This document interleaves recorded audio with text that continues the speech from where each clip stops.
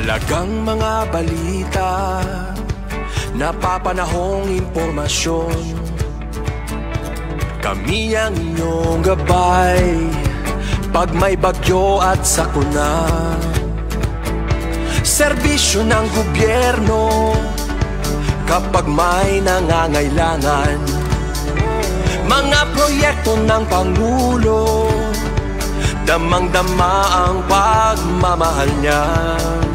Tulay ng mga hinaing, ang problema ng bayan ating lulutasin.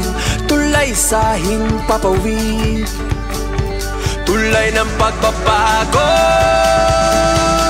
Radyo Pilipinas, Radyo Publiko ng bagong Pilipinas. Radyo Publiko, Radyo Pilipinas, Radyo Publiko ng bagong Pilipino. Mga proyekto ng Pangulo, damang-dama ang pagmamahal niya. Radyo Pilipinas, Radyo Publiko, ang boses ng Pangulo.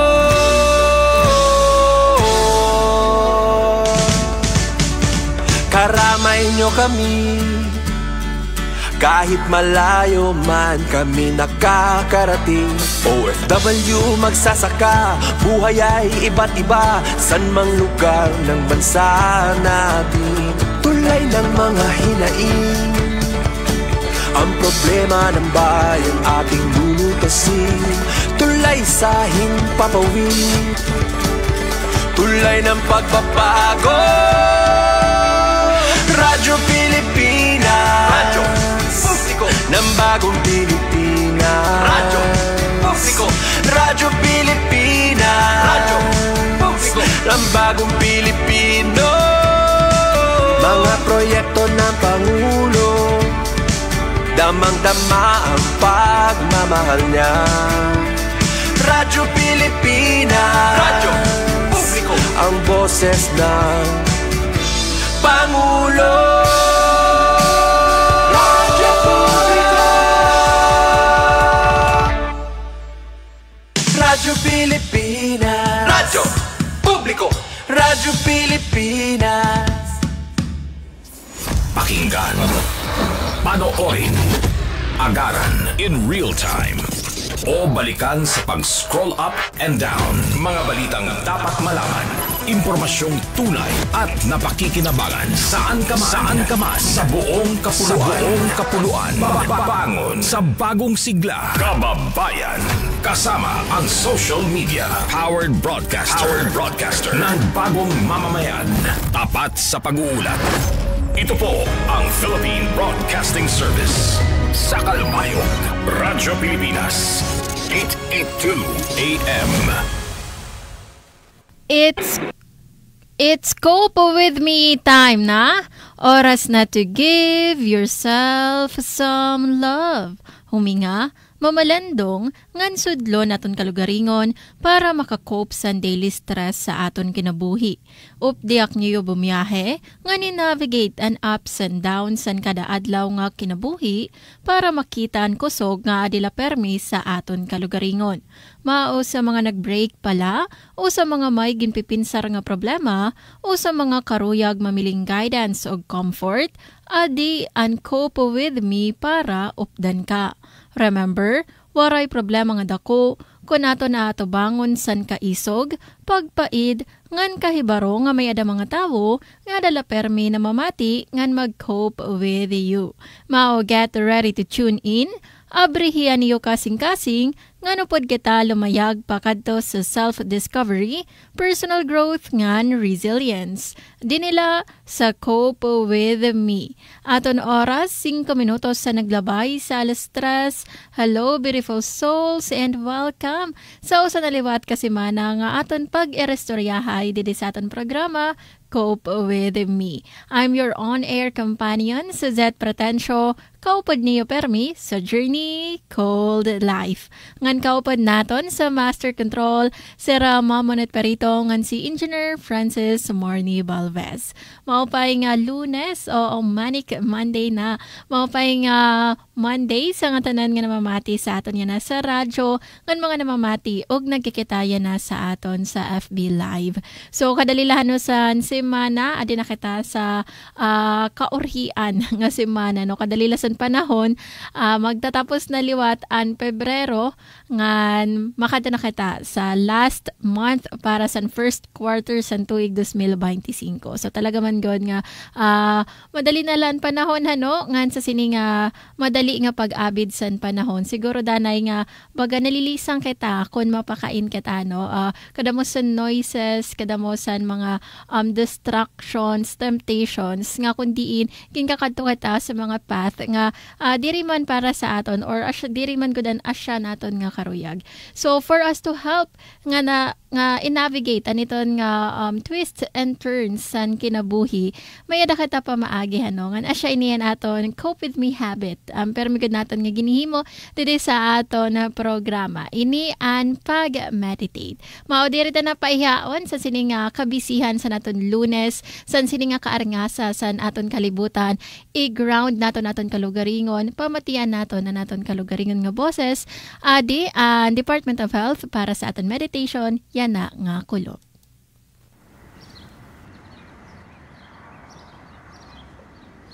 Humanap ng isang komportableng pwesto.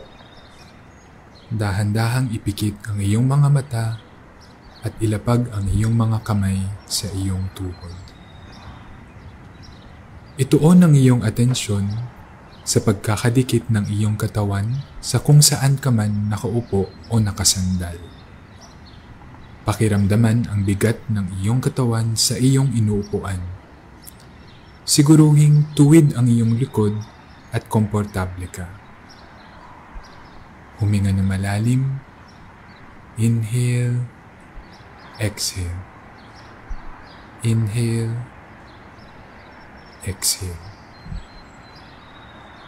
Habang patuloy kang humihinga ng malalim, i-relax ang iyong balikat, ang iyong tiyan, ang iyong mukha, ang iyong mga kamay, pababa sa iyong mga binti at paa.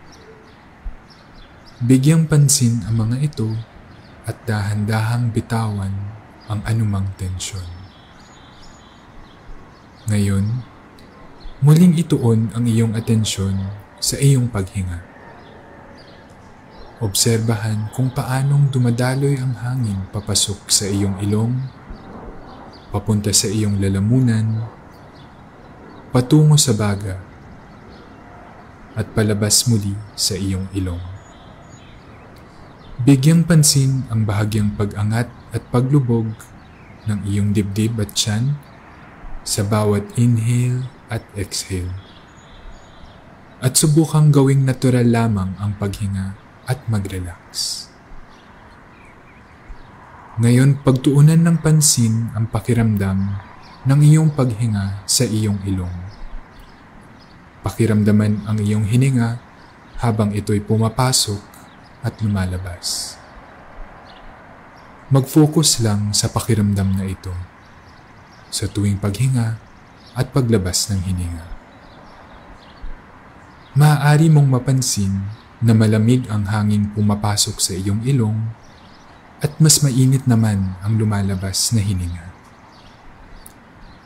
Kapag napaisip sa ibang mga bagay o kung may mga bagay man na nakakadistract sa iyo ngayon, bigyang pansin lang na ito'y mga naiisip mo lamang at bahagyang ibalik ang iyong atensyon sa iyong paghinga at huminga ng malalim at ilabas. Pansinin ang unti-unting paghinahon ng iyong katawan. Pagtuunan ng pansin ang iyong paghinga at payagang dumaan ang mga ibang laman ng iyong isipan at mga nararamdaman habang tuloy-tuloy ang paghinga. At kung ika'y handa na, ibalik ang iyong atensyon sa pagkakadikit ng iyong katawan sa iyong inuupuan o sinasandalan at dahan-dahang imulat ang iyong mga mata. Alright, asya to ang 3-minute mindful breathing tikang sa Department of Health.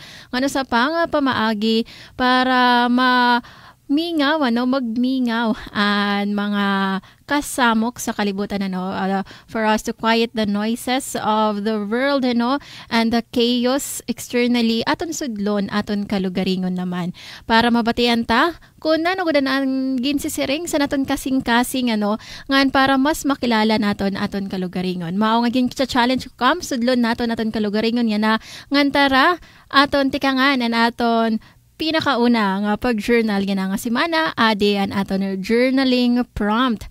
Para sa aton syahan nga journaling prompt for this week, an aton prompt an pakiana, can people change or do we remain the same at our core? Otrohon naton, can people change or do we remain the same at our core? So nini nga aton journaling prompt gin-challenge kita sini san pamalandong sa nature or versus nurture sa tao. Siguro iba sa iyo gad nakakapakiana na nga nagbabago-bago din mga tao, especially if 'di ba you are at a point sa imong kinabuhi nga kundiin bagan may kakakilala or a close friend mo nga bagan feeling mo nag-iiba na. So maybe it prompted you to ask sa imong kalugaringon nga nagbago na bagod siya, or bangin napakita lang niya kung sino bagod siya, or mismo sa imong kalugaringon maybe napapakainhan mo imong kalugaringon kung nagbabago ka na bagod talaga, or mas na-express mo kung sino ka bagod sa sulod. So ini nga ton journaling prompt, giniimbitahan kita nga mamalandong whether kita nga mga tao can we really change or may adabaiton nga parte sa aton identity or a core part ba san aton kalugaringon iton ba nagpapabilin nga parehas all throughout sa aton kinabuhi. So ginaaghat kita sini nga explore ang mga personal experience naton wherein a close friend of ours or tawo or family or mismo sa imong kalugaringon nga kundin they underwent significant changes, and whether iton ba nga mga changes was that lasting or superficial bagan nag-iiba man gihapon So consider kung pananon values, beliefs, and personality traits nag-evolve over time, and whether kung iton ba nga mga aspeto san character san usa nga tawo san imo kakilala or sa imo mismo kalugaringon iton ba nagpapabilin nga paprehas despite sa challenges san kinabuhi ngan an mga oportunidad san pag-grow. And also you might also reflect ang saring ko kanina nga nature versus nurture kung paano ba kita nahulma san genetics naton, di ba, nasaring parehas ka san imo mama or parehas ka sa nimo papa. So paano ba ito nga aton genetics na hulma sa aton identity, compare naton iton sa environment kan aton experiences. So ini nga prompt gin-challenge kita to really reflect and think about aton mga pivotal nga mga moment nga kundiin na transform kita o an iba nga mga tao nga kundiin ito naka-raise san pakiana about change or about nga siguro siya nagud iton sa pagkayana. Siguro asya nagud iton siya nagud talaga in iton nga to nakikita nga sadto direla niya na i-express So ang pamalandong san nga pakiana ultimately it is an opportunity for us nga i-examine naton ang aton mga beliefs about personal growth ngan an complexity san identity naton. So to share with you an akon baton san sini nga journaling prompt an akon baton is that on the surface nag-change kita, 'di ba? Ang aton mga paborito nga mga kanta, paborito naton nga mga pagkaon even our personality ito nga ton personality, it's a surface level sa naton identity, I believe. So it changes, so from being serious, dani nag-change kita nga nagiging funny na kita, spontaneous na.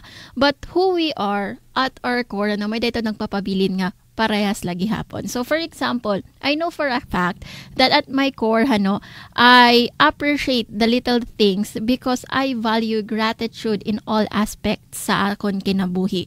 So even if I have encountered a lot of circumstances nga kundiin bagan kakorean, seemingly dark and hopeless, I have known for a fact, and I have discovered sa akon kalugaringon nga despite of those dark moments sa akon kinabuhi, I still see the light, and I still appreciate the little things because of that value nga I value gratitude in all aspects sa akon kinabuhi, and that I am independent, nga kundiin because I value individuality sa mga tao. So iton, because of that, iton nga mga qualities, it remain constant.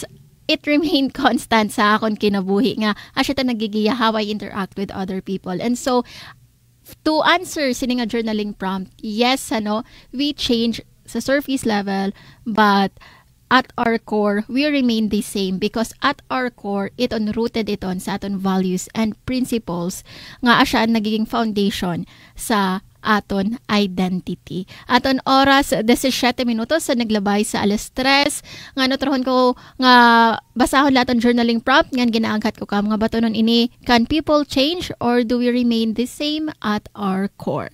Mabalik kita sa aton programa Cope with Me pagkatapos san pipira nga mga pahinumdom.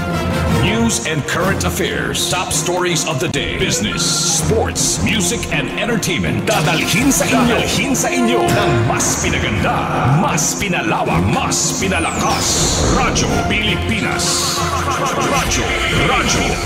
Radyo Pilipinas Calbayo, DYOG 882 AM. Mula sa matinding init hanggang sa hagupit ng malakas na bagyo, ramdam ng Pilipinas ang pinsalang hatid ng climate change, gaya ng pagbaha, landslide at pagkasawi ng marami. Kaya ang Climate Change Commission pinangunahan ang buong National Adaptation Plan para maisama ang pag-adapt sa climate change sa pulisiya, programa at aktibidad ng pamahalaan. Palakasin ang ating kapasidad sa peligro ng pagbabago ng panahon. Handa tayong tumugon. Dekalidad na pasilidad at kumpletong serbisyong medikal inilalapit na sa bawat Pilipino ni Pangulong Ferdinand R. Marcos Jr. It is not a privilege to have healthcare. It is a right. Patunay dito ang Clark Multi-Specialty Medical Center na sa kasalukuyang tinatayo sa Pampanga. Sa oras na matapos, di na kailangang sa mga ospital sa Maynila pa magtungo para magpatingin sa espesyalista sa puso, kidney at cancer. We will continue to make our healthcare system better for all Filipinos. Sa nagbabagong Pilipinas, patuloy ang trabaho, patuloy ang pagbabago. Ang kapakanan ng mga kabataan sa bagong Pilipinas tinataguyod at pinoprotektahan. Sa bagong Pilipinas, ang gusto ng pulis, ligtas ka. Sa pamamahala ni Pangulong Ferdinand R. Marcos Jr., halos 8,000 operasyon ang ikinasa ng pambansang pulisya laban sa mga nang-aabuso sa mga bata, habang 6,000 naman ang naaresto ng PNP. Taon-taon, ito ang naistuparin ni Pangulong Ferdinand Marcos Jr. sa kanyang flagship program, ang 4PH o Pambansang Pabahay para sa Filipino Housing Program sa buong bansa. Sa Bulacan pa lamang, 6 na housing projects na ang sinimulan. Sabay-sabay natin sinisimulan ang pagpapatayo ng Pambansang Pabahay para sa Filipino Housing Project ng pamahalaan o 4PH sa 6 na bayan sa lalawigan ng Bulacan. Sa pamamagitan ng mga proyektong ito, hindi na malayo ang posibilidad na makakamtan ang pangarap ng libo-libong mga Bulakenyo na magkaroon ng maayos, disente at abot-kayang tirahan. Oras na matapos, kabuang 30,000 bahay ang matitirhan ng mga taga San Jose del Monte City, San Rafael, Pulilan, Pandi, Giginto, Malolos at Bukawe, Bulacan. Sa bagong Pilipinas, walang Pilipinong walang bahay sa sariling bayan. Gusto mo bang dagdagan ang iyong skill? How about matutong mag-welding? Tulad ni Darwin na 11 years ng technician. At this time, change career siya sa welding sa tulong ng TESDA. Nainganyo ako mag-welding. Since mahilig naman ako mag-fabricate, yun nga lang, more on sa kahoy. Gusto ko siyang i-level up pa. Akala ko dati, ganun-ganun lang. Ididikit mo lang yung bakal, yun na yun, pero hindi eh. Nung pumasok ako sa TESDA, mas lumawak pa yung knowledge ko regarding dun sa bakal. Tinry ko lang po sana na, kumbaga, habang hindi pa nakakahanap ng work. Tapos hindi ko expected na, yun nga po, na maging trainer po, welding instructor po dito sa TESDA. Ang pag-upskill ng mga kagaya ni Darwin, BBM admin goals yan. Ikaw, ready ka na bang matuto pa? Rest assured that this administration will continue to ensure the sustainability of jobs, upskilling and reskilling of our workers to maintain the productivity and the edge of our labor force and our economy. With our unity and cooperation, I'm certain we will not only survive, but thrive in the evolving job market, ensuring no Filipino is left behind as we move forward. Aton oras, 22 minutos sa naglabay sa alas 3. Kamo padayon nga namamati sa Cope with Me dinhila sa 882 kHz DYOG Radyo Pilipinas, Radyo Publiko Kalbayog. Mag-good vibes naman kita san pipira nga mga good news. Radyo Pilipinas Report. Para sa aton siyahan nga maupay nga balita, Abu DBS 2025 Deputy Minister of Communications Malaysia papangunahan ang pag-abre sa Abu Digital Broadcasting Symposium. Malipayon nga ginpahayag sa Asia Pacific Broadcasting Union o ABU ang opisyal nga pag-abre sa Abu Digital Broadcasting Symposium 2025 sa ika-25 sa Pebrero buwas nga adlaw sa pangunguna ni YB Chu Ni Ching, Deputy Minister of Communications Malaysia.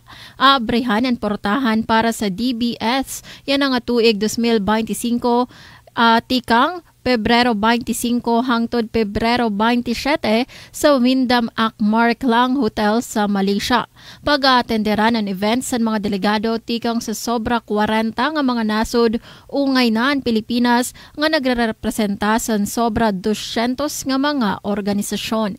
Ang tema sa symposium, In-Personal Cast, Interactive Broadcasting Tailored for You, inian ika-21 katuig sa nasabi nga programa nga ginpapangunahan san Abu agud buligan an industriya san broadcasting ug media. Ginsusuportahan ang symposium san upat nga major sponsor sa kabugusan magpapakita ini san por lo menos 50 nga sponsor exhibitor ngan mga kasosyo. Ipapakita sa DBS 2025 san mga kilala nga eksperto tikang sa bug-os nga kalibutan pinaagi san mga conference, session, panel discussion, focused workshop kan mga masterclass ang mga baton sa kakurian. Mag-explore liwat sa mga solusyon ug magbalyuay sa insights kabahin sa digital transition, pagpatuman sa teknolohiya, creative content ngan pagpapaupay sa mga eksperyensya sa mga user. Samtang dugang pang maupay nga balita didto ini naman sa Navotas, National Housing Authority nagdistribuer sa certificates of unit allocation sa napulo nga pamilya sa Navotas. Nakakarawat sa Certificate of Unit Allocation o CUAs tikang sa National Housing Authority o NHA ang napulo nga pamilya nga Navotenyo sa igindumara nga Lab for All Caravan sa Navotas City Sports Complex. Ginpangunahan ni NHA General Manager Joben Tai ang distribusyon sa mga CUA sa mga benepisyaryo, kaupod si NCR North Sector Office Regional Manager Engineer Jovita Panopio. Unom sa napulo nga pamilya ang nakakarawat sa CUA inaistar sa Malabon to Navotas River sa Barangay San Jose, samtang upat naman inaistar sa Baybayon San Manila Bay sa Barangay Sipak, Almasen. Pipera lasera sa Shenshen nga pamilya nga magiging residente sa Navotas Homes 3, Barangay NBBS, Kaunlaaran, Navotas City. Nagbutang liwat ang NHA san booth para batunon ang mga pakiana san publiko bahin sa mga programa nga pabalay ngan serbisyo. Samtang para sa aton katapusan nga good news, bata nga PWD sa syudad San Muntinlupa napalipay sa mga magkadordelain nga aktibidad nga halad san LGU. Ginpalipay san gobyerno lokal san syudad San Muntinlupa ang mga bata nga may disabilidad sa era lugar.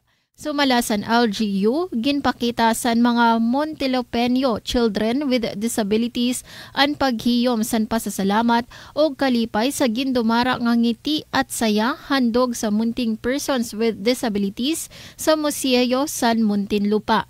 Doon san LGU, game na game sa book reading session ang mga kabataan og sobra ang pagkalipay sa mga nakarawat nga regalo tikang sa syudad, sugad san hygiene kits nga may sulod nga toothbrush set, fluoride gel, dental floss, ngan face towel, como parte san pagsalinurog san Dental Month. Katuyuanan sa nasabing aktibidad nga pakusgon an inclusivity ug empowerment ngan itukod an literacy ngan learning sa mga kabataan samtang ginahatagan si Rasan Higayon nga ma-expose sa mga bag-o nga kinaadman. Panawagan san LGU sa publiko nga durungan nga itukod ang serbisyo nga may malasakit para sa mga kabataan nga PWD ngan era pamilya. Asyado ang kabugusan sa naton mga maupay nga balita nga nahibilngan para sa yan nga Monday edition sa naton programa Cope With Me. Ngan sa aton pagbalik niyan aton pagharampangan ang bahin san values. Oo, kay ini inline ini siya actually sa aton journaling prompt. Diba natin journaling prompt about kung nagbabaguban mga tao or may ada na papabilin nga core parts sa aton identity nga the same all throughout sa aton pag-journey dito sa kalibutan. Nga ako nga nibaton kanina a personal answer ko to depende sa iyo that at our core it remains the same kay ang core sa aton identity, it is rooted sa naton values, it is rooted sa naton mga principles aton gin tutuoran sa at sa kinabuhi So ato niton pagharampangan actually napagharampangan na naton ini the previous episodes about values ngan pero may kanina ma-mention, but today mas pahilarumon pa naton ngan at mamiling pa kita mga pamaagi kung paano ba naton makikita ngan ma-recognize sa naton mga values para mas maging ang aton identity mas maging klaro sa aton hanongan. Iton nga diri kita madali masway sa mga distractions, san chaos, san noises nga nakapalibot sa aton. So nga tanan nito naton nigdedetalye nga naton pagharampangan sa aton pagbalik aton oras 28 minutos ang naglabay sa alas 3 aton anay hatagan san dalan ang mga pipira nga mga pahibaro. News and current affairs, top stories of the day, business, sports, music, and entertainment. Dadalhin sa inyo ng mas pinaganda, mas pinalawak, mas pinalakas. Radyo Pilipinas. Radyo Pilipinas Calbayo, DYOG 882 AM.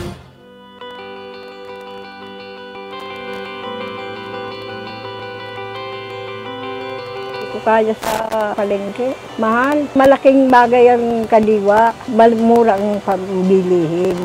Lalo ng bigas. Ang P29 project po ay dinirektiba ng ating mahal na Pangulo bilang tugon po sa mataas na presyo ng bigas. Sabi po, unahin yung ating mga vulnerable sectors. Ito po yung mga PWD, senior citizens, 4Ps at solo parents, kung saan po makakabili sila ng bigas na nasa halagang P29 lamang. Yung Rice for All program natin was following yung pag-launch natin ng P29. There was a need to parang bakit sila lang ang merong rice na mas mura. So ito po yung naging response natin. So nagkaroon din po tayo ng pagbaba din po ng presyo ng bigas. Ngayon po nasa 42 na ang Rice for All program natin. Malaking pasasalamat namin, lalo na yung mga walang-wala. Sabi ko na tuloy-tuloy sana kadiba. Ito po yung paraan na nakikita natin para yung ating mga mamimili ay magkaroon din ng access sa mas mura, de kalidad, at syempre mas accessible po na pagkain.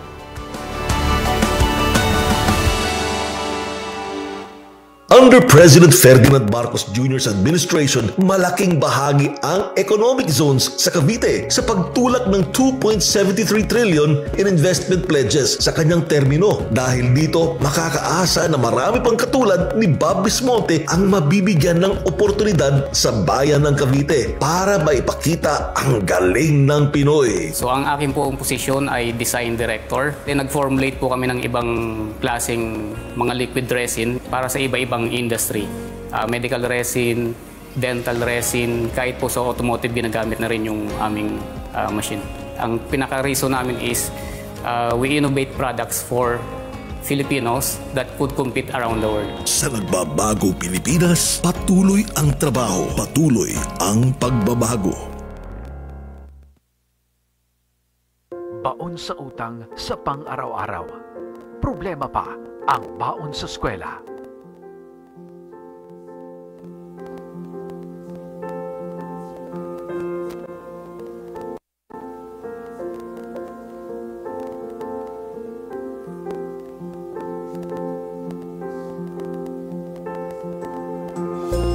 Sa pamamagitan ng tulong-dulong, ginhawa na ang bigay nito sa mga estudyante. There are almost 800,000 young Filipinos in both public and private universities who are receiving the tertiary education subsidy and the tulong-dulong program. Ito ay dagdag na ayuda between 15,000 and 20,000 per school year for the day-to-day expenses of our students, pamasahe, pagkain, libro, etc.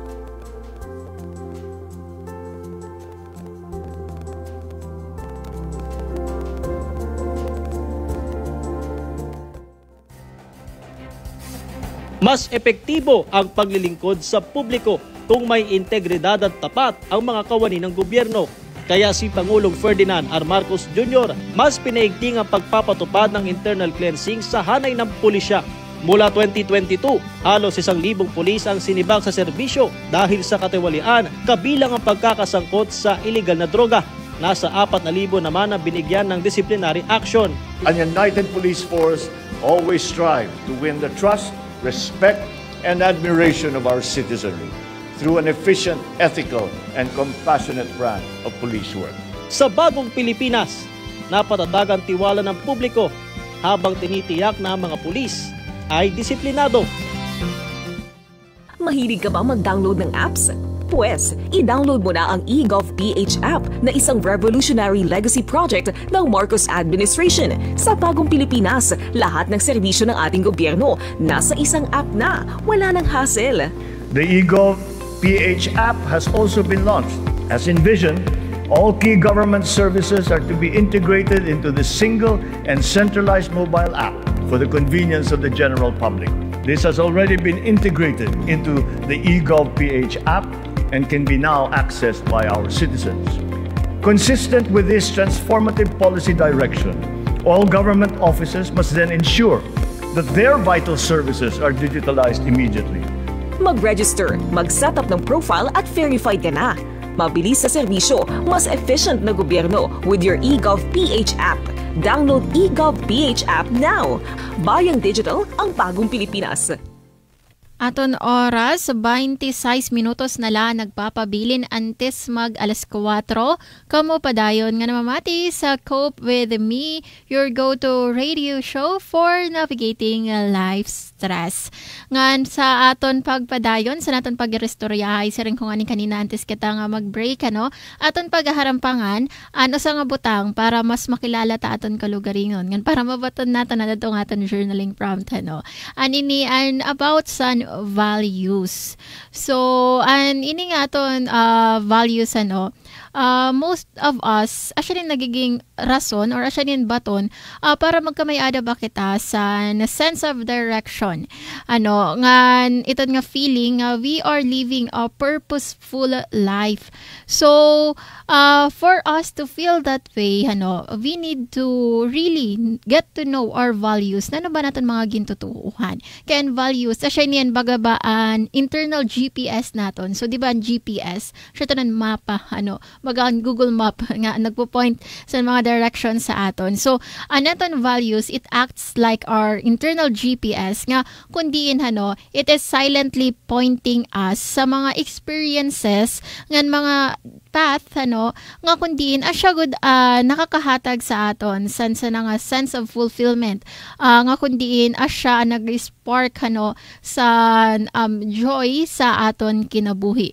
Nga because of that nalilikyan naton nga makadto kita sa mga path nga diri man good talaga naton karuyag or doesn't really set our hearts on fire sa ring pangani So an pag get to know sa naton values, unfortunately diri iton madali sometimes or most of the times siring ko kanina because of the noise sa kalibutan ini nga aton mga values, ini nga aton core principles na tatahuban ini sa aton day-to-day stress ngan sa mga expectations coming from our families, coming from our friends, and coming from the society good mismo So sometimes diri naton napapansin nga we are living na ngayon not in line with our values, and so sometimes we have that bagan sense of unfulfillment.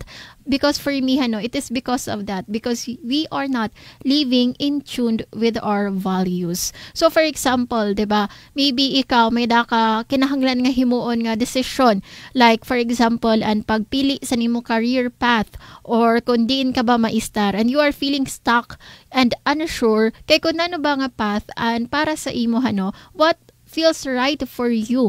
So perhaps you have been reflecting liwat sa imong kinabuhi lately and you feel like siguro may kulang man sa imong pagparapamalandong. Pero diri mo na pinpoint kay kung ano ba ito nga kulang nga imo ginbibiling-biling So if it sounds familiar ayaw kabaraka kay diri ka nag-usahan ngandurungan kita nga let us discover ani nga values for us to know what is that missing link nga aton yung ginbibiling. And good news is that values, it is already within us. Dini sa aton sulod nga kundiin sometimes nakalimtan lang naton nga kinahanglan naton i-rediscover or sometimes kinahanglan pagod naton i-uncover iton kay diri pa naton masyado na kikita wara pa naton na uncover. So pinaagi san pagiging klaro kung nanabagod and values naton, mas nabubuligan kita nga mag-reconnect sa aton kalugaringon. Makahimo sa mga mindful choices nga kundiin aligned kung sino kita, aligned sa naton values. Nga mabubuligan kita nga makabiling sa fulfillment sa kada aspeto san aton kinabuhi. So nano ba ang values? Siring ko nga ni kanina ang values siya ni bagan internal GPS, diba naton? So, asya niyan mga prinsipyo, mga ideals nga naggigiya sa aton. Kung paano ba naton i-live naton kinabuhi, paano ba kita nga mabubuhi, diba?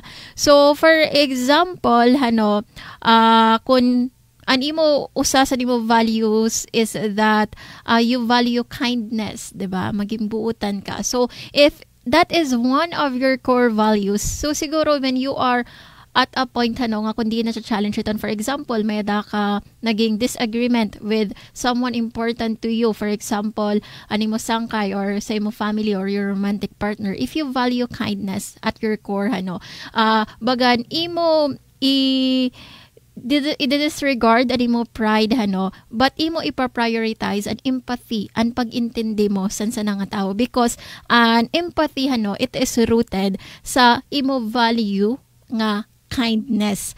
So siya ito bagan just to show you how values work sa aton kinabuhi and how it really is the guiding GPS GPS na nga ni pag-guide pa but how it guides us to make decisions nga in line kung sino kita nga in line nga kung diin makakahatag sa aton sa nga sense of fulfillment and sense of peace because you know that you are making decisions, you are making choices that reflects is who you are. So kay nano nga ini nga mga personal values important ano. Kay nano importante ni siya. Kay nano nga kinahanglan pa niyo hatagan problema aniyo kalugaringon. Pakiana kun nano ba kun gintutuhan kun do I value kindness, do I value honesty, do I value individualism ano. Why do you need to think about these things sa kadamo-damo nga mga problema na nga ni nga imo ginpipinsar. So simply because personal values importante ini nga pamalandungan kay una napapa-simplify sini an imo decision making, 'di ba? Kung antigo ka na, kung nanon imo values, antigo ka na kung nanon importante para sa imo, nabubuligan ka nga maka-focus on what is the best fit for you, nga nafi-filter mo na ang mga iton mga diri man para sa imo or diri in line sa nimo values. Ngan panduha is ito nakakahatag sa imo sa direction, 'di ba? So bagay iton siya sa North Star, 'di ba? North Star asya iton an nagahatag direction sa mga nagbibiyahe, 'di ba?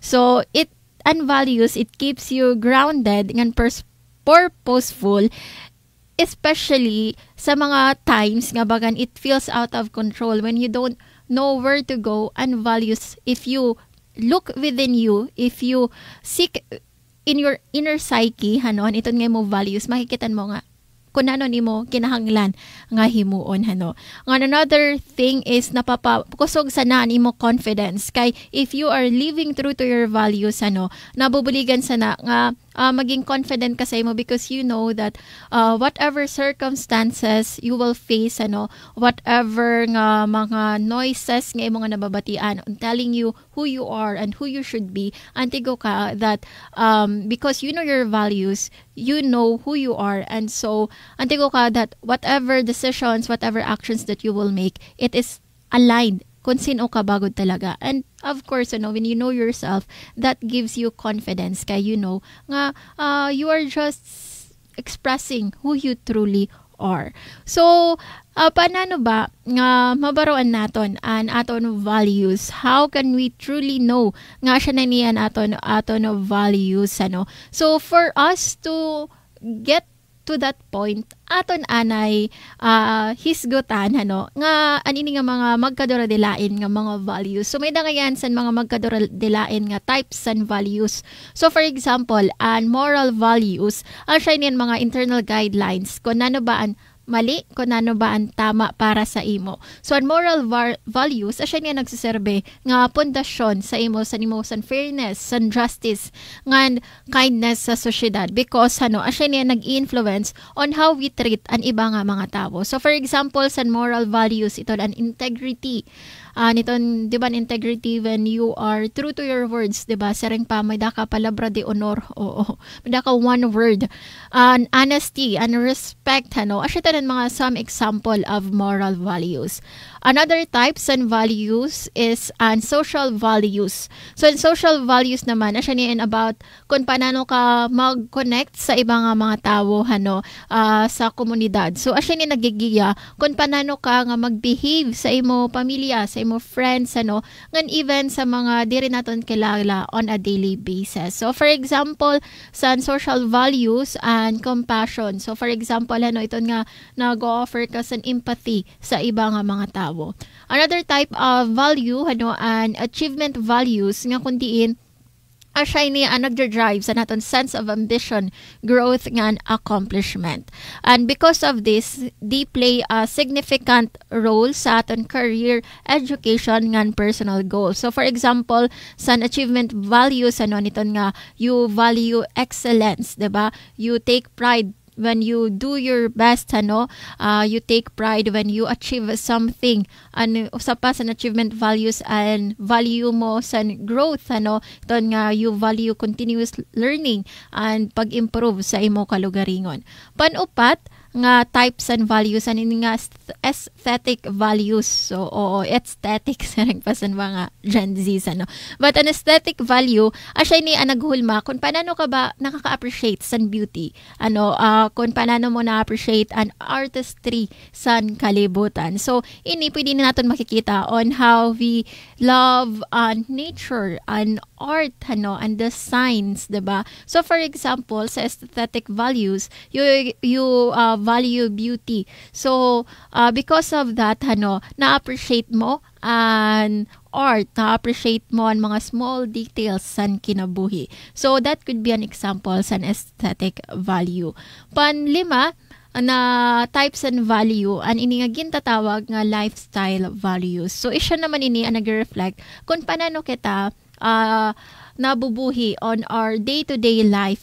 So asya niya nag-influence kung ano ba natin mga prioridad when it comes sa aton health or when it comes to what personal fulfillment baan para sa aton. So for example, sa lifestyle values and you value freedom. So you value aniton nga flexibility, you value nga ikaw you make your own choices, or you value aniton nga balance nga kundiin you value iton nga may adasan harmony sa imo trabaho, sa imo relationship ngan sa imo kalugaringon, diba? So asya ton mga pipera nga mga values, and we can see how it really guides us in making mga choices nga in line kung sino kita. So if we make choices nga in line sini, mas nagiging peaceful an aton kinabuhi.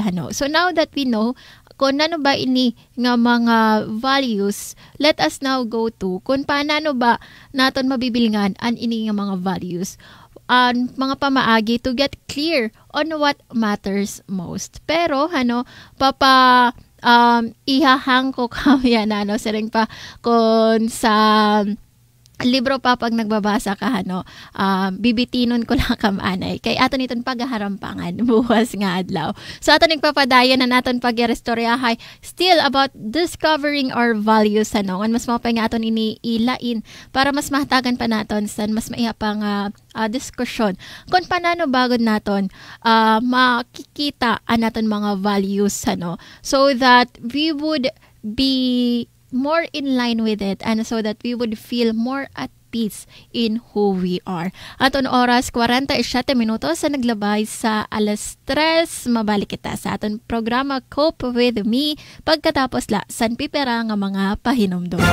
News and current affairs, top stories of the day, business, sports, music and entertainment. Dadalhin sa inyo ng mas pinaganda, mas pinalawak, mas pinalakas. Radyo Pilipinas. Radyo Pilipinas Calbayo, DYOG 882 AM. Magiging maayos po yung mga magninegosyo dito dahil maganda na yung kanilang lugar. Hindi tulad doon sa mga tabi ng karsada na nagkakaroon ng traffic. Nagiging risk pa sila doon sa kanilang mga kalusugan dahil po yung mga emissions ng mga sasakyan. Isa sa inaabangang proyekto ngayon ng SM Prime Holdings Incorporated sa pakikipagtulungan ng Local Government Unit ng Pasay, ang 360-hectare reclamation project na tatawaging SM Smart City. Sa kasalukuyan, dinidevelop na ang lupa nito sa harap ng Mall of Asia Complex at inaasang matatapos ang proyekto sa 2028. Ipinapangako ng SM Prime katulong ang ating pamahalaan na hihigitan pa nila ang tagumpay ng SM Mall of Asia Reclamation at sa pamamagitan nito ay mas mapagyaman pa ang ating business district. Maparami ang magagandang oportunidad, trabaho at pagkakakitaan ng bawat tao. Sa Pamahalaang Marcos, ang bagong Pilipinas, mas posible, patuloy ang trabaho, patuloy ang pagbabago. Hinog na sa paggalaw ang West Valley Fault na bumabaybay sa Metro Manila at ilang lalawigan sa Luzon. Sa gitna ng pinangangambahang The Big One, binuo ng DOST at FIVOX ang Rapid Earthquake Damage Assessment System o REDAS na tutukoy sa posibleng pinsala ng lindol gaya ng landslide, tsunami at bilang ng mga masasawi. Sa REDAS, ang DOST, FIVOX handang tumugon. Sa pagkamit ng maunlad at mapayapang bansa, tinututukan ni Pangulong Ferdinand R. Marcos Jr. ang pagpugsa sa ugat na mga nag-uumpugang problema. Walang takot na pinatigil ni Pangulong Marcos Jr. ang mga pogo na iniugnay sa human trafficking, kidnapping, scam at money laundering. The grave abuse and disrespect to our system of laws must stop. Kailangan nang itigil ang panggulo nito sa ating lipunan at paglalakastangan sa ating bansa. Sa bagong Pilipinas, 400 pogo ang naipasara na nagresulta sa pagkakasagip sa 6,000 biktima at pagkakaresto ng higit 1,000 pogo workers.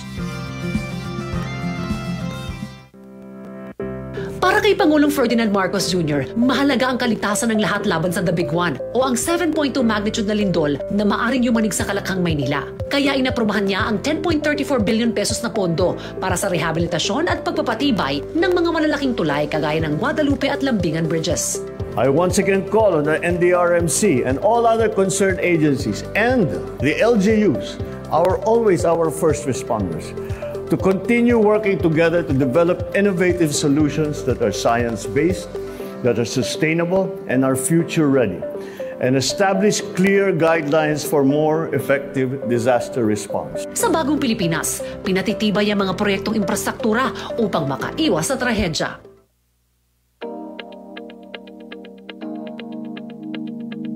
Mabilisang promosyon sa mga gurong may puso at dedikasyon. Alay ng DepEd sa likod ng kanilang kahangahangang kabayanihan. Definitely, tingin ko, mas kokonti ang aalis dahil nakita nila may garantisado silang career path dito sa ilalim ng career progression. Under the direction of the President, gumawa tayo ng mga bagong posisyon. Isang paraan ng kagawaran upang ang mga guro sa pagtuturo ay lalo pang ganahan. Ganyan kami sa DepEd. Aton oras, 9 minutos na lang nagpapabilin antes mag alas 4. Kamo padayon nga namamati sa Cope with Me din nila sa 882 kHz DYOG Radyo Pilipinas, Radyo Publiko Kalbayog.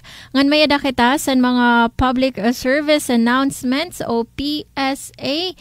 Sa aton siyahan nga PSA, pwede na nga mag-report sa mga kaso san panaabuso kontra sa mga estudyante sa Learners Telesafe Helpline. Nining Learners Rights and Protection Office siya ni opisina nga kung din pwede report ang mga kaso sa panabuso kontra sa mga estudyante. So para sa Learners Telesafe Contact Center Helpline, na diyan nila telephone number 02-8632-1372, nga nanera naman mobile number 02-8632-1372, nga an email address pwede liwat ka mo mag-email sa weprotectlearners@deped.gov.ph. Ngan pwede liwat ka mo mag-message ngan bumisita sa official Facebook page Mawan DepEd Learner Rights and Protection Office. Ngan pahibarot ikang sa Animal Bite Treatment Center, ginpapahirabaro nga ang City Health Office Animal Bite Treatment Center in mabalhin na sa City Health Office Sitio Talahe, Barangay Trinidad sa March 15, 2025. Sa mga magpapabakuna, alayon pakadtuanay sa opisina sa PhilHealth para magkuha Member Data Record o MDR antes kumadto sa Talahib. Ngan kay harani naman mag alas 4 niyan nga alas 4 tara durungan kita mag 4 o'clock sa Bayang Habit para Dengue Out. Diyan nga alas 4 by the way asya niyan kick off sa ini nga search and destroy campaign sa Department of Health. So sakto la niyan nga alas 4 tara god aton god pa mga limbasog kita nga mag-search and destroy himonan 4 o'clock sa Bayang Habit. So niyan nga alas 4 ito nga mga daan nga paligad, Baldengan Dram, Alulod, luhod sa tunangan sa kalsada nga may ada natitirok nga mga tubig.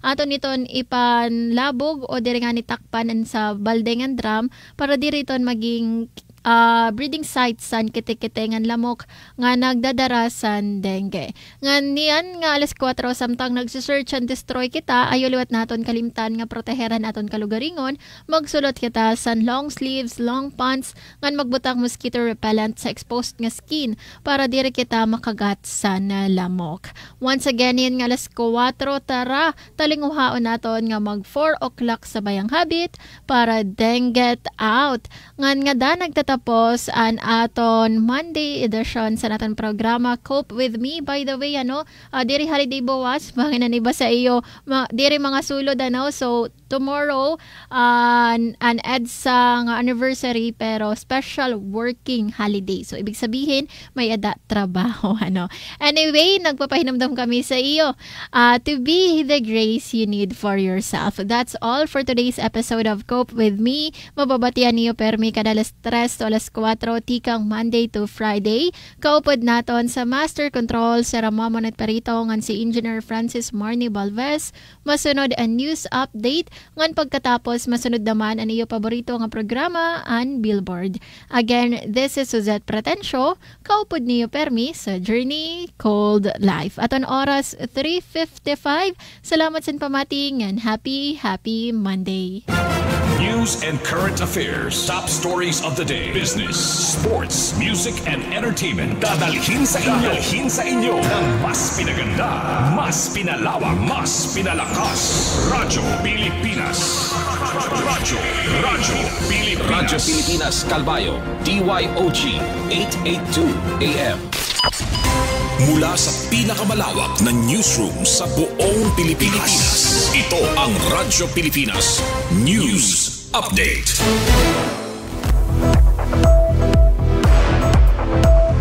Philippine Standard Time, 3:56 p.m.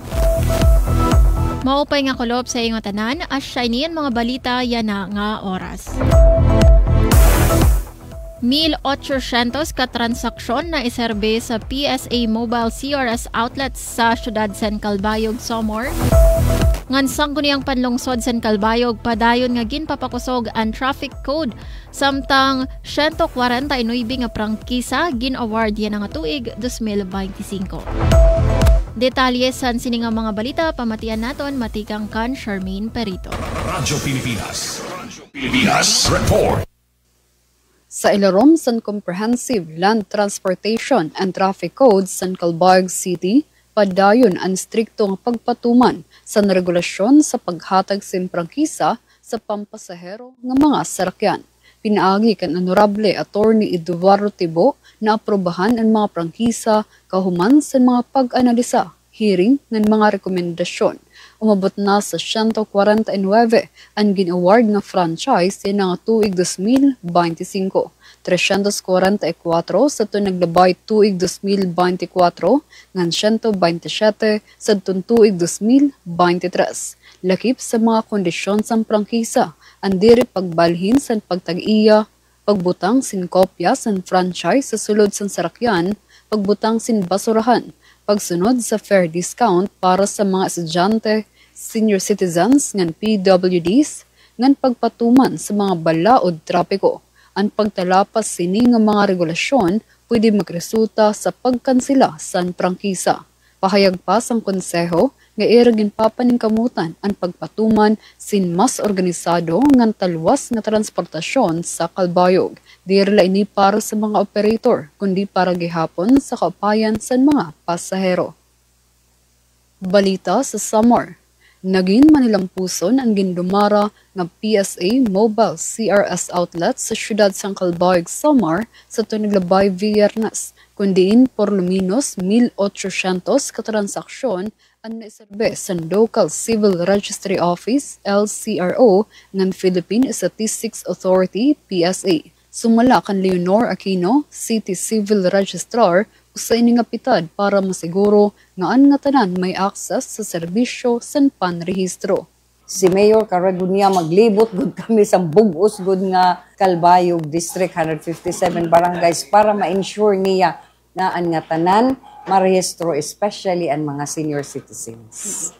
Naeksperyensyahan gihapon ang kaluya sa internet kundiin umabot sa 10 minutos ang pagproseso sa kada dokumento. pero bisan pa sini, nagpadayon ang serbisyo tub-tub 7 p.m. imbis nga matapos lasan 5 p.m. para matagan sinhigayon ang nga tanan.